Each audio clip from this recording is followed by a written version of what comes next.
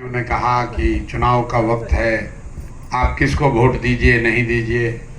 हम वोट की चर्चा करने नहीं आए, जिसको मन है उसको वोट दीजिए। हम 2-2.5 बरस से बिहार में गांव-गांव में पैदल चल रहे हैं।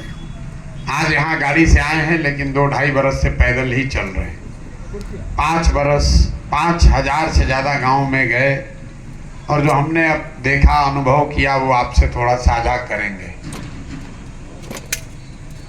पूरे बिहार में दलितों के बाद सबसे ज़्यादा गरीबी, बदहाली, फटेहाली अगर कहीं दिखी तो वो मुसलमानों के बीच में दिखी। और ये कोई सच्चर कमेटी का रिपोर्ट नहीं है, हमने अपनी आंख से जो देखा।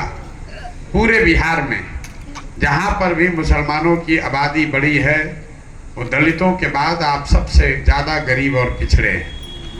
अब सवाल है कि आप इतने गरीब पिछड़े क्यों हैं। ज़्यादातर मुसलमान साथी खड़ा होकर कहते हैं कि हमको कांग्रेस ने ठग लिया, लालू जी को हमने वोट दिया, उन्होंने हमारी चिंता नहीं की, भाजपा का भी शासन है इसलिए आपकी हालत खराब है। मेरा ऐसा मानना है कि इन बातों में कोई दम नहीं। लालू जी ने आपको गरीब बना दिया, ऐसा नहीं। लालू जी ने ठगा, ऐसी भी बात नहीं है। आपकी जो माली हालत है, आपकी जो स्थिति है, वो इसलिए खराब है कि मुसलमानों ने इस्लाम में जो बातें राजनीतिक सामाजिक जीवन के लिए बताई गई हैं, उससे भी किनारा कर लिया है।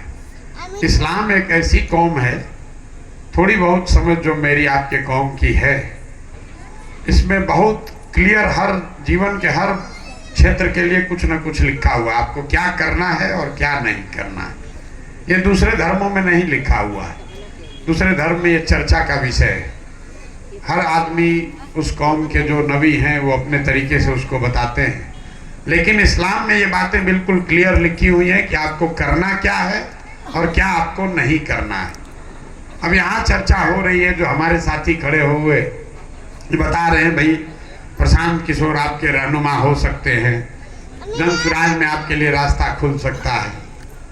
कोई आरजेडी का आएगा तो बताएगा कि नहीं, हम ही लोग ठीक हैं, प्रशांत किशोर पर कैसे भरोसा कीजिएगा। इसका तो कोई अंत ही नहीं है। लेकिन आज के जो इतना तो सबकी सहमति है कि जो आज के हुक्मरान हैं, जो आज के शासक हैं, चाहे वो रामगढ़ के हों, बिहार के हों, देश के हों, उन्होंने आपके और आपके बच्चों के विकास का ध्यान नहीं रखा। वो जालिम लोग हैं आपके, उन्होंने तरक्की की बात नहीं की।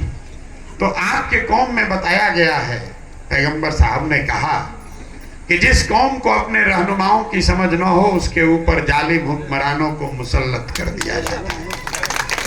भाई ये हम नहीं कह रहे, अगर आप खुद कह रहे हैं कि आज के जो हुक्मरान हैं वो जालिम हैं, तो बात पैगंबर साहब ने कही है, गलत तो हो नहीं सकती है। पूरी पंक्ति को पढ़िए। हम क्यों कहे कि आरजेडी खराब है कि कांग्रेस खराब है।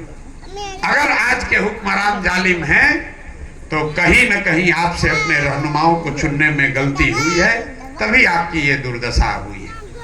आप यहाँ बैठे हैं, आपको चुनाव की चिंता है, आप ये चर्चा करने आए हैं, सोच रहे हैं कौन जीतेगा कौन हारेगा। आपको लालू यादव की चिंता है, आपको जन सुराज की चिंता है, भाजपा की चिंता है। मेरे भाई, मुसलमानों के लिए हदीस में ये लिखा गया कि हर मुसलमान का ये फर्ज है कि वो अपने बच्चों के साथ इंसाफ करे। आपका ये फर्ज है कि आप अपने बच्चों को अच्छा नाम दें, उसकी तालीम तरबियत करें, उसकी परवरिश करें। यहाँ बैठा हुआ जितना मुसलमान है, आधे से ज़्यादा लोग ऐसे हैं जिनके बच्चों के शरीर पर कपड़ा भी नहीं है। आपके बच्चों की हालात ये है कि आपके बच्चों के पैर में चप्पल नहीं है, आपके बच्चों के लिए खाने की व्यवस्था नहीं है, पढ़ने की व्यवस्था नहीं है, कोई बीमार पड़ जाए तो दवा डॉक्टर अस्पताल नहीं है। ये आपको इस्लाम में बताया गया है कि आपको अपने बच्चों के साथ इंसाफ करना है, लेकिन आप अपने बच्चों की चिंता छोड़कर प्रशांत किशोर की चिंता में लगे हैं, मोदी की चिंता में लगे हैं, लालू की चिंता में लगे हैं। तो आपका भला कैसे होगा? नहीं हो सकता है। यहाँ बैठे हुए लोग, अभी आपकी सभा 1 घंटा पहले थी, मुझे किसी ने कहा 5:30 बजे नमाज है, उसमें लोग चले गए। 5 बार नमाज पढ़ने वाले लोग, कुरान का पहला शब्द है इकरा, अल्लाह का पहला शब्द है इकरा। आप इकरा बिस्मे रब्बे रोज कहते हैं। जिस कुरान की आप इतनी इबादत करते हैं उसका पहला शब्द है इकरा, मतलब पढ़ो। और वो कौम आज देश की सबसे अनपढ़ कौम है और उसको लेकर आप कोई चर्चा नहीं करते।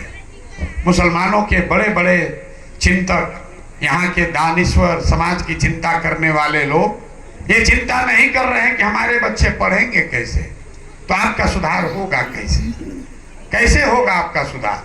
नहीं हो सकता। इन्होंने कहा प्रशांत किशोर रहनुमा, अरे भाई हम आपके ना रहनुमा हैं ना हो सकते। आपकी ये दुर्दशा क्यों हुई है? 35 साल से आप लालटेन को वोट दे रहे। लोग समाज में किसी दल को वोट क्यों देता है? वोट देने की 3 वजह। पहला, आप वोट देते हैं अपने और अपने समाज के भलाई के लिए, तरक्की के लिए। दूसरा, आप वोट देते हैं अपनी समाज की भागीदारी के लिए।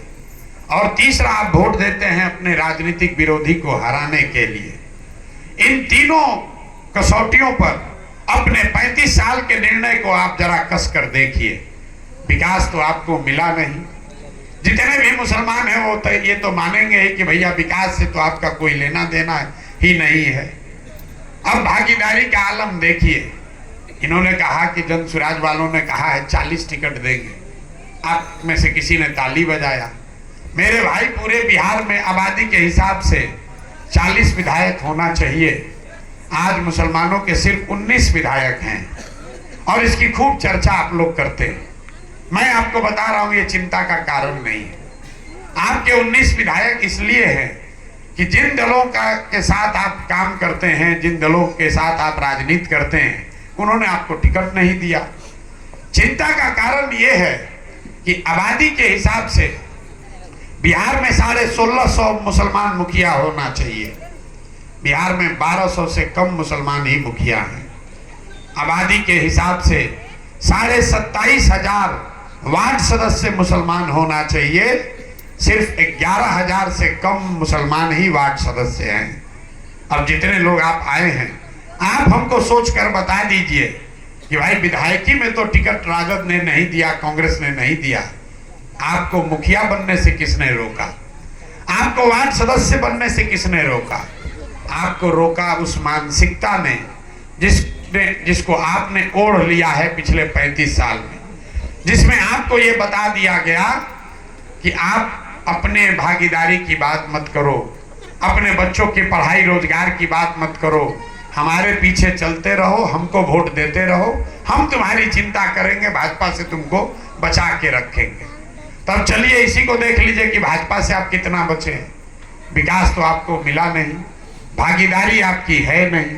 तो चलिए इस नजरिए से देखा जाए कि भाई भाजपा को ही हरा देते, वही कम से कम हो जाता। तो 1989 से आप राजद को वोट दे रहे।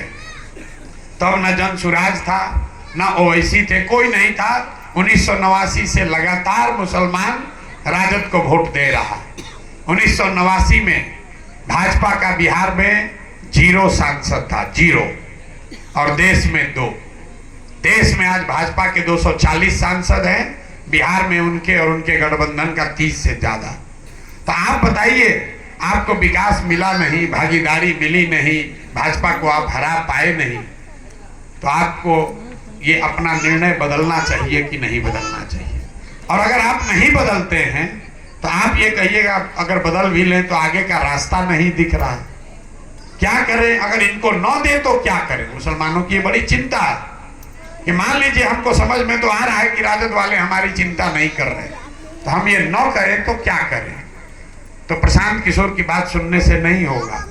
आपके कौम में ये बात बताई गई कि जब आगे का रास्ता न दिखे तो बेशक मशवरे में खैर है। तो ये मशवरे की का समय, मशवरे की चिंता, मशवरे की जरूरत इसलिए है कि जिस देश में आपके पूर्वजों ने जिस देश की आजादी में खून पसीना बहाया है, उस देश के पार्लियामेंट में आपके खिलाफ, आपके बच्चों के खिलाफ कानून बनता है और आप असहाय फील करते हैं, आपको कोई बचाने वाला नहीं, आपको मशवरे की जरूरत इसलिए है कि जिसको आपने हराने की कोशिश की वो तो आपको परेशान कर ही रहा है।